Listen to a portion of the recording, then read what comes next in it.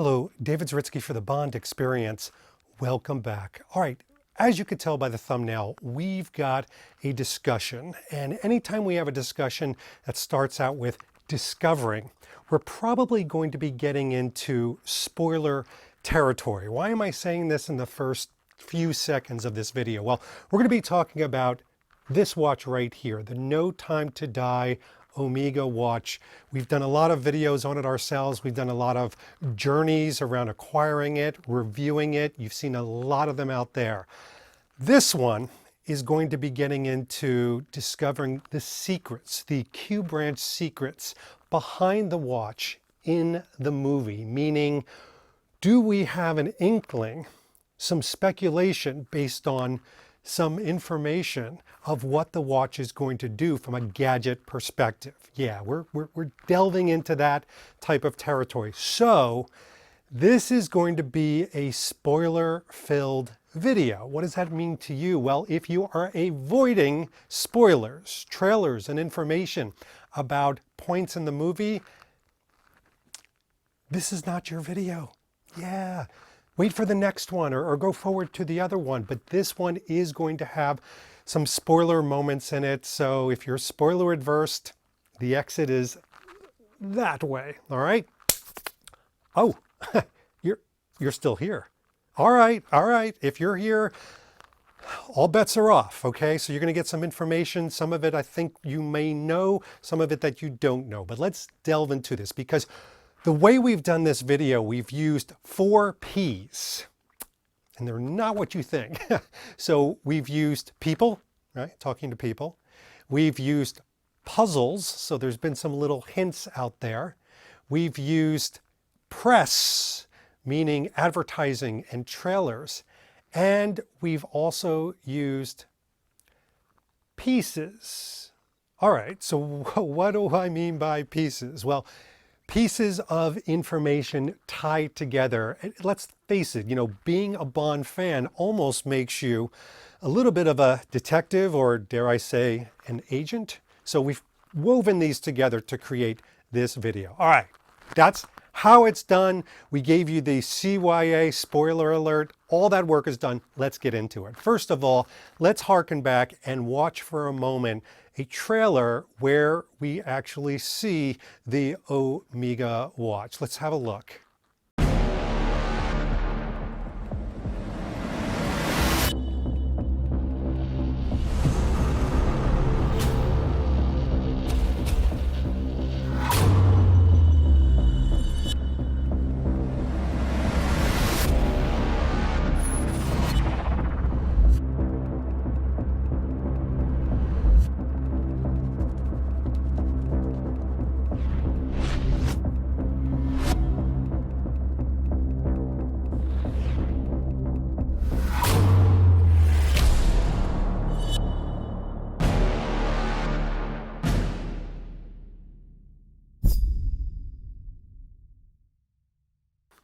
Okay, so right then and there, we've got some of our first detective pieces.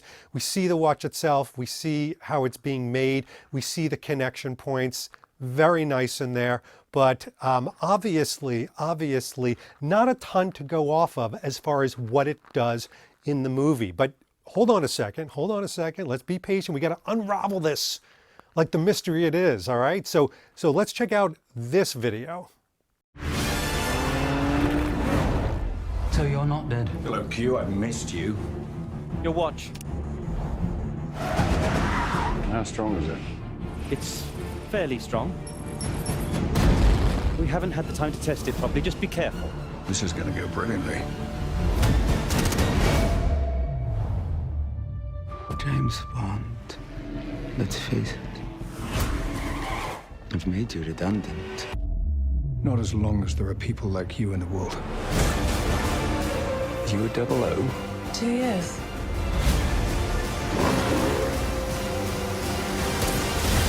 I thought you two would get along. All right, so in that one, we actually get to see a little bit more, and there are some clues. There's tables and movements, and something's being worked on or done to the watch itself. And we've seen through a lot of paparazzi and press pictures that Bond wears this even in retirement. So he's got this watch on throughout. So that's going to give us, again, another piece of the clue. Let's now step back for a second and head to Biel, Switzerland. Now in Biel, Switzerland, Omega has set up an incredible museum.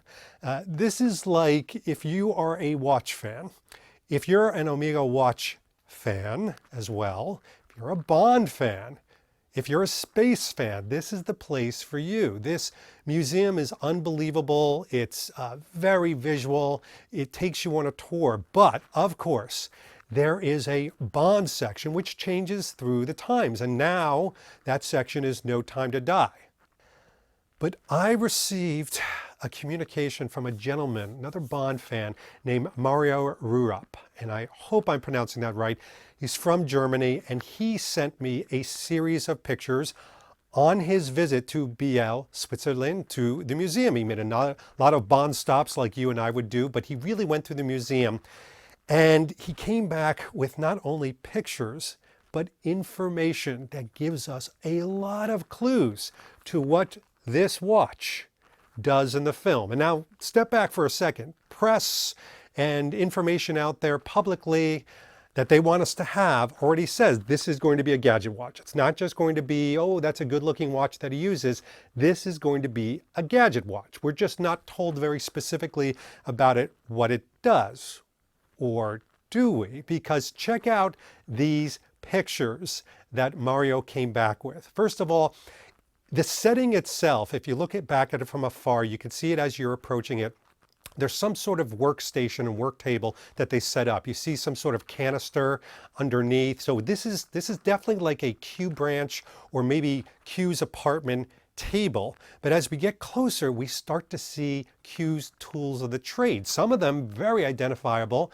A black Victorinox knife. I think it's a 5/8 one, which you can find on Amazon all day long for 16 bucks.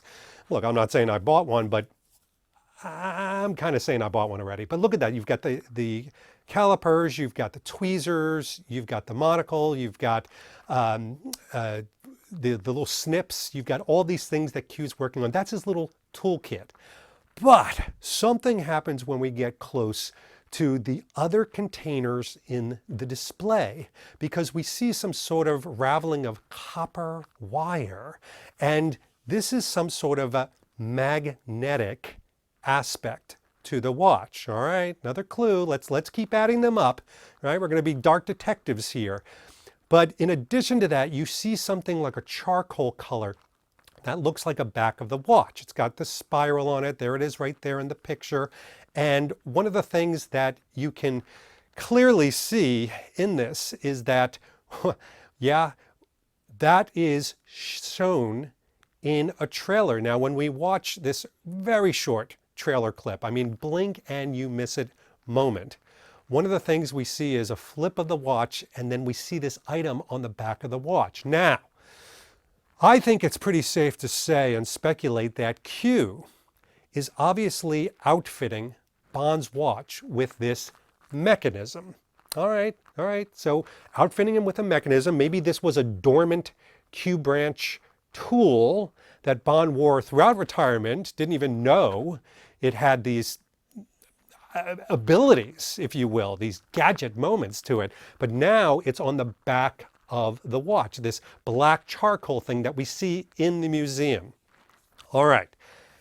Now we're going to get a monster clue, because this was something that released. It was a trump card, okay? Let's take a look at this trump card, if you will, over here in the corner, and let's read it, because it's got some very interesting words on it. First of all, it says, technology tops trump trading. Bond uses his wits, gadget-laden DB5 and physical prowess to combat villain Safin and his henchmen.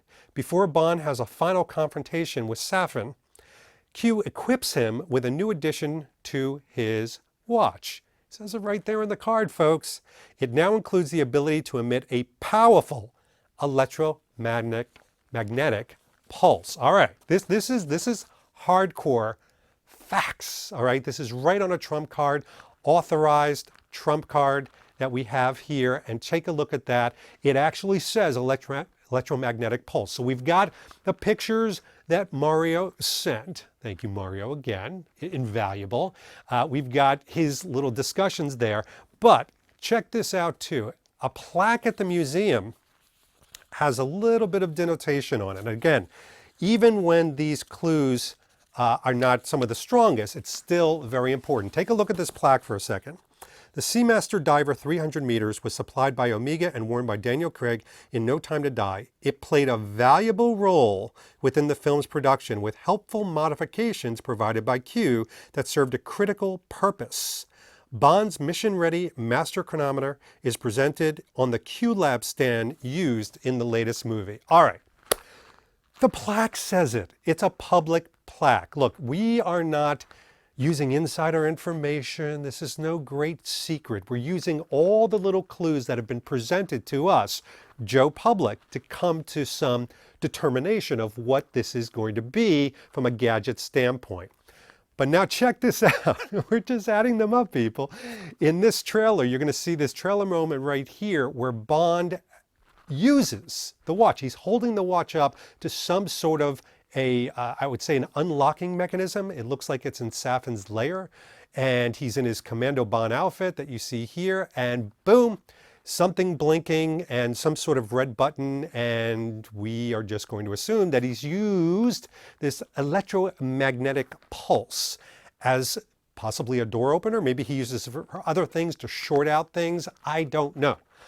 I'm hoping, this is where hope is not a strategy, but it's a wish. I'm hoping that he uses this watch in a myriad, wow, David, what a word, a myriad of different situations. I don't want just one little Q moment. I want several. All right, we've got one more because this is a much talked about aspect to this watch, and it is this. All right, what is this? Well, this is the case. Why is my voice going up like Peter Brady? This is the case that it comes in. And we've talked about this case a lot. We've talked about the fabric itself. We talked about how it holds the cards. Very nifty case. But it was strange, a little bit, to us as collectors because it wasn't a box. And we're like, I wonder if this case factors into the movie somehow. I mean, it holds the watch, but can it do anything else? Well, a discussion at the museum itself, let it be known that this acts as a map case in the movie. And what's interesting about that is this is all about clues, right? So Omega, in their advertising right on their website, if you see some of the beautiful visual pictures they posted of this watch and this case right here, you're going to see, folded up next to it, an old-fashioned map. Sometimes the old ways are best. And clearly Bond gets maybe a series of maps from Q that he's got to utilize the old-fashioned way. Maybe because this electronic magnetic pulse is going to take out any electronics and he won't have a GPS. He'll just have old-fashioned maps. But this is a map case. That's what we're hearing. Still speculation because guess what? Don't know if you noticed, as of this videotaping right here, I haven't seen the movie, and neither of you. So we don't know. These are all abilities and ways to put together all of these P's that we talked about, talking to people and looking at puzzle and connecting the pieces. And yes, using the press, using videos and using trailers to put all these things together. Why? Because we can't help it. This is what we have when you give us a couple of years in between when we're going to watch the movie and when we actually will watch the movie. So listen, I've loved this watch from day one. The fact that we can still have discovery of items of this watch is unbelievable. And here's the nifty part, people. Come here.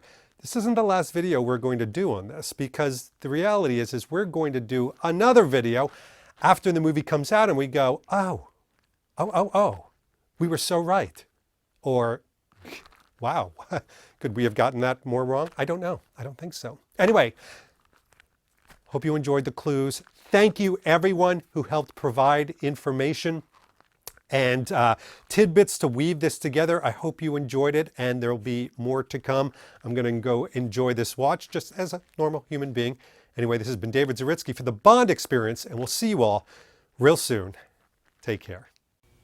Thanks for watching this episode. If you want to be up on the latest from the Bond Experience, just click on this subscribe and subscribe to our channel. You're going to get all the latest and greatest information, plus some exclusive content. And by the way, speaking of content, here's something especially for you, just because we know you. Talk to you soon.